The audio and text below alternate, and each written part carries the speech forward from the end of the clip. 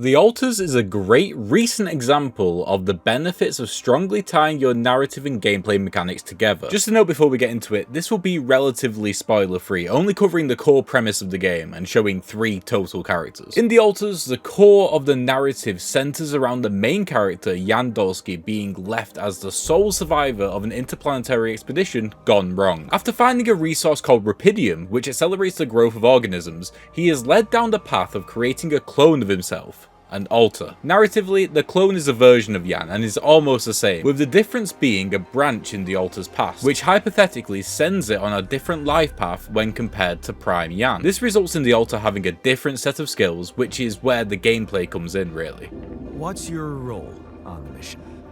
I'm a senior technician. Want to tell me what your role is?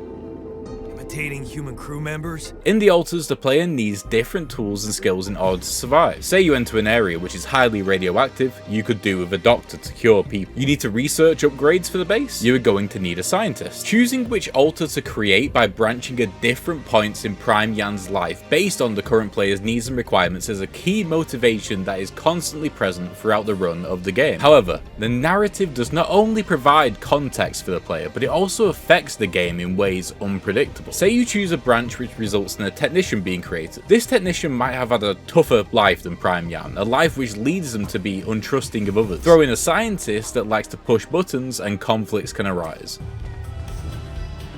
Man, I'm telling you, we need it. And I'm telling you this is the least important one.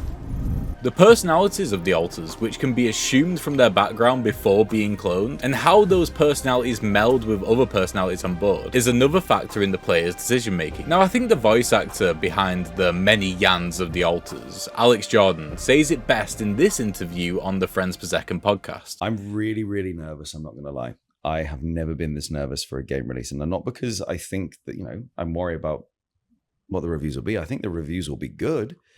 It's just that I've never had a situation before where my performance actually feels like a game mechanic. Now, this is obviously quite a high budget example of how narrative and gameplay can be combined together to create a meaningful and synergistic experience. But the lesson to take away from this is anytime you can combine your narrative to make gameplay more meaningful, consider how you can do it. It really does elevate both sides of the same coin, as clearly seen in the Alters. Thanks for watching, don't forget to subscribe and tune in every weekday for another entry into the game design library. Keep on keeping on.